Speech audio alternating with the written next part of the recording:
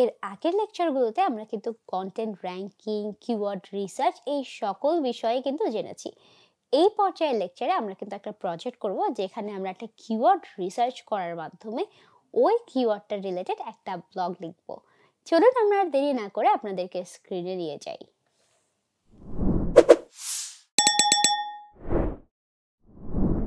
আমরা এই পর্যায়ে একটা প্রজেক্ট করছি, যেই প্রজেক্টে আমরা যোগা বেসড একটা কন্টেন্ট রিসার্চ নিয়ে কাজ করছি।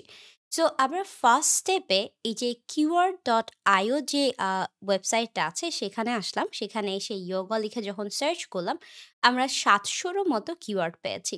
এখন দেখেন এখানে অনেকগুলো কিওয়ার্ড আছে যেগুলো ইম্পর্টেন্ট, অ্যান্ড যেমন ধরেন এখান থেকে এই যে কিওয়ার্ডগুলো আছে, is yoga for weight loss, এগুলোর মধ্যে থেকে অনেকগুলো ইম্পর্টেন্ট আছে, আপনি কয়েকটা এখান থেকে নিতে পারেন। আবার দেখেন নিচেও আপনি যদি যান, মাস্ট ইয়োগা থেকে শুরু করে এই টাইপের আসলে ক্যাচি, যেমন শুড, এই কোয়েশ্চেন্সগুলো এগুলোও আসলে ইম্পর্টেন্ট। সো এই যে কোয়েশ্চেন্সগুলো বা এই যে কিওয়ার্ডগুলো দেখেন একদম নিচে পর্যন্ত আপনি দেখবেন যে অনেকগুলো কিওয়ার্ড আছে। সো এই কিওয়ার্ডগুলো পাওয়ার পরে আমরা সেকেন্ড স্টেপে যেটা করেছি সেটা হচ্ছে কিওয়ার্ড প্ল্যানারে এসে এখানে দেখেন ওই কিওয়ার্ড ১০টা এখানে পেস্ট করেছিলাম। পেস্ট করার পরে আমরা এইখানে অনেকগুলো কিওয়ার্ড পেয়েছি, এবং এই কিওয়ার্ডগুলোর মধ্যে আমরা জাস্ট আপনাকে দেখাই, এটা আমরা একটু ক্যান্সেল করি। এখানে যে কিওয়ার্ড পেয়েছি দেখেন, অলরেডি আমরা কিওয়ার্ড পেয়েছি কত, ২১১টার মতো। সো এই যে ২১১টা কিওয়ার্ড পেয়েছি, এগুলোকে আমরা একটা ফিল্টার অ্যাড করে লো কম্পিটিশন কিওয়ার্ড করেছি। সো এটাতে কি হয়েছে, এখানে দেখেন সব লো কম্পিটিশন চলে এসেছে।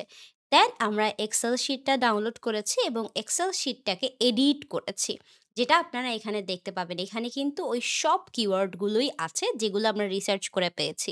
সো আমরা যেহেতু যোগা নিয়ে লিখব, তো আমাদের এই স্টেপটাতে আমরা করেছি কি, যে আমাদের যোগা বেস যতগুলো ইনফরমেশন আছে এখানে দিয়েছি। এরপরে আমরা এইটাকে, এই যে এখানে যেটা ছিল সেটাকে আসলে সর্ট করেছি এবং লার্জেস্ট থেকে স্মলেস্টে নিয়ে গিয়েছি। সো এটার ফলে দেখেন উপরের যে কিওয়ার্ডগুলো আছে সেগুলো ৫,০০০ হয়ে আছে, এবং আমরা এই পুরো স্প্রেডশিটটাকে সুন্দর করে কালারও করে দিয়েছি। এবং দেওয়ার পরে এখানে অল ইন টাইটেল দিয়ে একেকটাকে সার্চ করেছে। যেমন এই লাস্টেরটা চিন্তা করেন, এগুলো কিন্তু ৫৫০ গুলো, যেগুলোর সার্চ ভলিউম সেগুলোকে আমরা আসলে টার্গেট করছি না। ৫০০ is enough for us. So এর জন্য আমরা কি করেছি, এগুলোকে কপি করেছি। কপি করে আমরা গুগলে যেয়ে, এখানে দেখবেন এই যে গুগলে যেয়ে আমরা যখন সার্চ করছিলাম তখন হচ্ছে অল ইন টাইটেল দিয়ে সার্চ করেছি। তো আমরা বুঝতে পারবো যে যখন আমরা এটা নিয়ে আসলে কনটেন্ট লিখবো, আসলে আমরা র‍্যাংক করবো কিনা। এই যে দেখেন যে নাম্বারটা পেয়েছি সেটা আমরা এখানে বসিয়েছি। যখন আমরা নাম্বারগুলো বসালাম, আপনি দেখতে পাবেন যে এইখানে অনেকগুলো কিওয়ার্ড আছে যেগুলো আমরা যদি লিখি তাহলে ফার্স্ট পেজে যেতে পারবে। যেমন এটার মধ্যে পসিবিলিটি আছে যে এই ২টা ফার্স্ট পেজে থাকবে। আবার এইটা নিয়ে যদি লিখি তাহলেও হচ্ছে ফার্স্ট পেজে থাকার পসিবিলিটি আছে। সো আমাদের মোস্ট প্রবাবল এই ৩টা কিওয়ার্ড হচ্ছে অনেক বেশি ইম্পর্টেন্ট। এর মধ্যে আমি এটা চুজ করেছি, সেটা হচ্ছে is yoga helpful for weight loss. যখন আমি এটা চুজ করেছি তখন আসছে আমার লেখার পালা। লেখার পালাতে যেয়ে আমি একটু অর্গানাইজ হয়ে গিয়েছি। কিভাবে অর্গানাইজ হয়েছি দেখেন, এইখানে আমরা এসে প্রথমে এই যে এখানে আমরা টাইটেলে এখানে দিয়েছি ইয়োগা, তারপরে এইখানে আমরা টাইটেলটা সেট করেছি। সেট করার পরে আমরা পুরো কনটেন্টটাকে ফরম্যাট করেছি। এখন ফার্স্ট স্টেপে এই যে এখানে আসার পরে আপনাকে যেটা করতে হবে দেখেন, এটা তো আমরা জানি যে এটা আমাদের টাইটেল। এই যে আমাদের ব্লগটা আছে, সবসময় কি আমরা yoga helpful for weight loss দিতে পারবো? পারবো না। সো আমাদেরকে এটার রিলেটেড কিছু কিওয়ার্ড বা এটার রিলেটেড কিছু সাজেশনও বের করে নেওয়া উচিত। এটা একটা গুড কনটেন্ট রাইটারের কি হয়? একটা কোয়ালিটি। সো আমি কি করেছি, এই যে দেখেন এটা দিয়ে যখন আমি সার্চ করছি, এখানে আপনি এটাকে একটু অফ করি আমরা, এখানে দেখেন। সো যখনই আমি এটা দিয়ে সার্চ করেছি, এটা সার্চ করার ফলে নিচে দেখবেন এখানে অনেকগুলো সাজেশন এসেছে, রাইট? সো এই সাজেশনগুলোর মধ্যে আমি কিছু সাজেশন এখানে এনে LSI কিওয়ার্ড লিখে এখানে লিখেছি। দেখেন এখানে yoga to lose weight in 7 days, এই টপিকগুলো আসলে মানুষ মানে সার্চ করে রেলেভেন্ট। তো এগুলো আমি আমার ব্লগের মধ্যে অ্যানলিস্ট করব। তারপরে আমি কি করেছি, আনসার দ্য যে পাবলিক নামের যে ওয়েবসাইটটা আছে সেইখানে যেয়ে আমি সেমভাবে একইভাবে এটাকে সার্চ করেছি। সার্চ করার ফলে আমি কিছু কোয়েশ্চেনস এখান থেকে নিয়েছি যেগুলো আসলে এখানে ইম্পোর্টেন্ট ছিল মার্ক করা। যেমন হচ্ছে yoga effective in weight loss, যেগুলো আমরা আসলে ব্যবহার করতে পারবো, তাই না? সবসময় তো আর হেল্পফুল ব্যবহার করতে পারবো না। তারপরে হচ্ছে বিভিন্ন ধরনের এখানে ক্যাটেগরি আছে, একটা কম্প্যারিজনও আছে দেখেন। লস অ্যান্ড টোনিং এটা আছে, লুজ বেলি ফ্যাট এটারও একটা কথা আছে। সো এইগুলো আমি টপিকগুলো আসলে এগুলো মানুষ কোয়েশ্চেন করে, সো এগুলোরও আনসার দেওয়ার চেষ্টা করব। ফরম্যাটিং এ যখন আমি লেখা শুরু করলাম, এখানে ফার্স্টে লেখার ক্ষেত্রে আমি কি করেছি দেখেন, এখানে আমি অনেকগুলো পার্ট এখানে আনলিস্ট করেছি, যেটা আপনিও প্রজেক্টের ক্ষেত্রে আপনারা সেটা মাস্ট করবেন। ইন্ট্রোডাকশন দিয়েছি। তারপরে এখানে আমি জাস্ট কিছু একটু কনটেন্ট লিখে রেখেছি যে, "if you search for losing weight and find yoga as a solution, don't flip out. It can be an effective tool to find awareness through gentle and relaxing yoga. Many individual people" লিখিনি, individual লিখেছি দেখেন, "wonder if yoga can help them lose weight. If done right, it can become a lifestyle change." তো এটা খুব সুন্দরভাবে আমরা লিখে ফেলেছি ইন্ট্রোডাকশন। হয়তো এরপরে আমরা লিখব যে হ্যাঁ, আমরা কিভাবে আসলে এটাকে ফরম্যাট করব। আমি দেখেন এখানে হেডার দিয়ে লিখতে থাকবো। এটাই আমার প্ল্যান। দেন ফার্স্ট এ আমি একটা ইনফরমেশন দিব যে আসলে ইয়োগাটা কি, রাইট? যে হোয়াট ইজ ইয়োগা? তারপরে হচ্ছে ওয়েট লস এর ক্ষেত্রে মানে ইয়োগা মানুষ কিভাবে করে, এই জিনিসগুলো লিখব। সো লেখার পরে টিপস দিব যে কি ধরনের, ধরেন ৫ টা ১০ টা, এই যে আমি এখানে ফরম্যাট করেছি। আপনি দেখেন ফার্স্ট এ আমি হেডার দিয়েছি। তারপরে হেডারে হয়তো আমি এই যে ইয়োগা নিয়ে কথা বলছি। এভাবেই আমরা আসলে একটা ব্লগ লেখার প্রিপারেশন নিই। এটা অনেকেই করে না, জাস্ট লিখতে থাকে। এটার দরকার নেই আপনি unnecessary কেন? There is a difference between a better content writer and just a writer. আপনি obviously better content writer হতে চাবেন। সো দেন আপনি হেডারটা ঠিক করবেন যে ইয়োগার পরে কি লিখবেন হেডারে। যে আচ্ছা, তাহলে কি হেল্পফুল বা ইফেক্টিভ এটা? তারপরে একটা যদি হয় তাহলে আপনি টিপস দিতে থাকবেন। কিন্তু এই টিপস দেওয়ার মাঝখানে আপনি কনটেন্ট লিখছেন, আমি আপনাকে একটা কুল টিপস দিই। সেটা হচ্ছে, আপনি না কনটেন্ট লেখার মাঝখানে আপনি বলবেন যে, "Don't forget to check the sixth point of this blog that has some incredible information." এটাই হচ্ছে কুল পার্ট অফ দ্য কনটেন্ট। তার মানে আপনি মানুষকে পড়তে বলছেন, আপনি হয়তো তাকে ২ নাম্বার পয়েন্টের মধ্যেই বললেন যে ৬ নাম্বার পয়েন্টটা কিন্তু মিস করবেন না। তাহলে সে কি করবে না? এটা স্কিপ করবে না। সে ৬ নাম্বার পয়েন্টে কিন্তু দেখবে যে আসলে ৬ নাম্বার পয়েন্টে আপনি কি লিখেছেন। সো স্ক্রল করতে থাকবে। এবং আপনি যদি ইনফোগ্রাফিক্স দিতে পারেন ইন বিটুইন, এটা আপনারই ইচ্ছা। দিবেন মাস্ট যদি দিতে পারেন।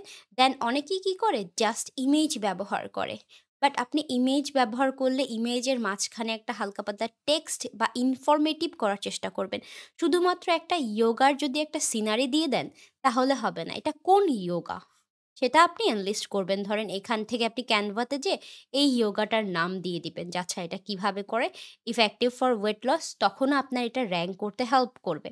সো এভাবে আপনি পুরোপুরি প্রিপারেশন নিয়ে এই ব্লগটাও লিখে ফেলতে পারবেন। অ্যান্ড দেখেন, আমরা যখনই কোনো ব্লগ লিখছি, ব্লগ লেখার সময় এই প্রজেক্টটা করার কারণ কি? আপনাদেরকে বোঝানো যে how effective you can be. And আমরা যখন এই ধরনের কনটেন্ট বানাচ্ছি বা এই ধরনের, দেখেন আমরা এই ধরনের সব রিসার্চ করছি। এটার ক্ষেত্রে কি হয়? এটা আমরা সেভ করে রাখি। আমরা একটু এটাকে সেভ করে রাখি আমাদের কম্পিউটারে। সেভ অ্যাজ, সেভ ফাইলটাকে আ আমরা ডেস্কটপে সেভ করে রাখি কিওয়ার্ড। ওকে। সো আমরা যখন সেভ করে রাখলাম এটাকে, এখন দেখেন এই ধরনের কনটেন্ট আপনি ৩ টা ব্লক পেয়ে গেছেন, যে ৩ টা পসিবলি আপনাকে র‍্যাংক করবে। এখন ধরেন আপনার ইয়োগা ম্যাট আছে প্রোডাক্ট বা আপনার ক্লায়েন্টের। তো আপনি এই ধরনের টিপস দিতে এই ইয়োগা ম্যাটটা ব্যবহার করতে পারে, এই ইয়োগা ম্যাটটা ব্যবহার করতে পারে। সো এতে করে আপনার অডিয়েন্সও আসতেছে, ওয়েবসাইটে আপনার সেলও জেনারেট হচ্ছে। বাট দেখেন, আমি ফার্স্ট থেকে লাস্ট পর্যন্ত কতগুলো স্টেপ কমপ্লিট করে গেলাম, তাই না? আপনাদেরকে গুছিয়ে দেখানোর জন্য। যে আমি ফার্স্টে কি করলাম, কিওয়ার্ড রিসার্চ করলাম। সেকেন্ডে এই কিওয়ার্ডগুলোর মধ্যে থেকে কিওয়ার্ডটাকে বের করলাম এখান থেকে। দেন আরো দেখবেন অনেকগুলো ওয়েবসাইটও আছে যেগুলো আপনি ব্যবহার করতে পারবেন। বাট আমি খুব সহজেই করে ফেললাম কিন্তু। দেন অল ইন টাইটেল দিয়ে দিলাম। এখান থেকে আমি এই ফরম্যাটে এখান থেকে অল ইন টাইটেল থেকে বের করলাম যে কোনটা আমার জন্য ফার্স্ট পেজে আমাকে নিয়ে আসতে হেল্প করবে ফার্স্টের দিকে। তারপরে আমি রিসার্চ করলাম এই ব্লগটা নিয়ে। এখানে রিসার্চ করছি দেখেন ১ টা ২ টা। দেন আপনি প্রত্যেকটা ব্লগে দেখবেন অনেক ধরনের ব্লগ দিয়ে থাকে। এবং এখানে জাস্ট কিছু লেখাই থাকে। আপনি চাইলে এগুলোর মধ্যে ইনফরমেশন অ্যাড করতে পারেন। আবার এমন হতে পারে ক্যানভা দিয়ে আপনি স্লাইডিং ভিডিও অ্যাড করতে পারেন। That will be really effective for people to learn, right? তো আপনারা যখন এই জিনিসটা জেনেই গেলেন, দেখেন আপনারা এখন বাসায় বসে প্র্যাকটিস করবেন। অ্যান্ড প্র্যাকটিস করে এই পুরো দেখেন আমি যেভাবে এখানে ফরম্যাট করেছি, আপনারা ঠিক এইভাবে ফরম্যাট করে অ্যাকচুয়ালি লেখা প্র্যাকটিস করবেন। আস্তে ধীরে যখন আপনি একদম বেস্ট রাইটার হয়ে যাবেন, যখন আপনার মনে হবে যে আচ্ছা আপু আমাদেরকে খুব ভালো কিছু শিখিয়েছে, don't forget to reach out and আমাকে জানাতে ভুলবেন না যে আপু আমি এখন অনেক ভালো লিখি। যে আমি জানি যে আমার আসলে কি এখানে দেখেন অনেকগুলো টপিক আছে। আপনি কিন্তু সহজেই লিখে ফেলতে পারবেন। অ্যান্ড আপনার অতটুকু ইংলিশ গ্রামার বা ভালোভাবে লেখার যে ট্রিক্স গুলো এগুলো তো আমরা আগেই দেখেছি যে কিভাবে আমরা লিখছি এবং প্রত্যেকটা জায়গা থেকে আপনি ওয়ার্ড গ্র্যাব করছেন, রাইট? অ্যান্ড প্রত্যেকটা জায়গা থেকে আপনি ওয়ার্ড গ্র্যাব করছেন, ভালো ওয়ার্ড গ্র্যাব করছেন। এভাবে করেই আপনি একজন বেটার রাইটার হতে পারেন। সো আই হোপ আপনাদের এই লেকচারটার থেকে অনেক কিছু শেখা গেল। অ্যান্ড আই গেস আপনারা হয়তো এটা একটা চিট শিট হিসেবেও পেয়ে যাবেন। সো আপনাদের কাছেই ফরম্যাটিংটা মাথায় থাকবে। একজন বিগিনার হিসেবে লার্নিং এর সবচেয়ে বড় অপশন হচ্ছে অর্গানাইজ থাকা।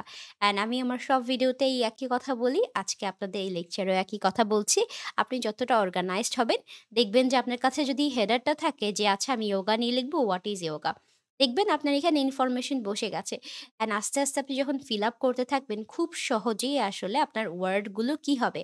আরো ভালো ওয়ার্ড লিখতে পারবেন। সবসময় একটা জিনিস মনে রাখবেন, যখন আমরা কোনো কিছু গুগলে লিখি, আপনাকে কেউ বলে হয়তো ১,০০০ ওয়ার্ডস লিখতে।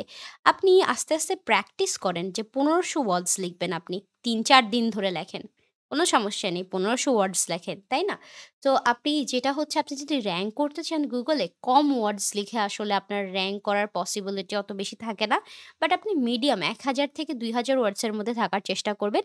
ইনফরমেটিভ হওয়ার চেষ্টা করবেন। ইদার ভিজুয়ালি, ইদার কনটেন্ট এর দিক থেকে। So best of luck for all of you and I hope আপনারা অনেক কিছুই শিখতে পারলেন। তো আপনাদের সাথে আশা করি আমার দেখা হবে পরবর্তী লেকচারটাতে। বাট আমি আপনাদেরকে বলব যে এখন আপনারা প্র্যাকটিস করতে থাকুন এবং আমি স্ক্রিন থেকে বিদায় নিচ্ছি। এতক্ষণ কিন্তু আমরা শিখলাম যে কিভাবে একটা কন্টেন্টে কিওয়ার্ড রিসার্চ করার মাধ্যমে আমরা ধাপে ওই পুরো কন্টেন্টটাকে লিখলাম। আপনারাও যখনই কন্টেন্ট লিখবেন তখনই এই সকল ধাপ মেনটেন করবেন। এতে করে আপনার কন্টেন্ট রাইটিং এর জার্নিটা কিন্তু আরো অনেক সহজ হবে। পরবর্তী লেকচার দেখার আমন্ত্রণ জানিয়ে আজকে আমরা এখানেই শেষ করছি।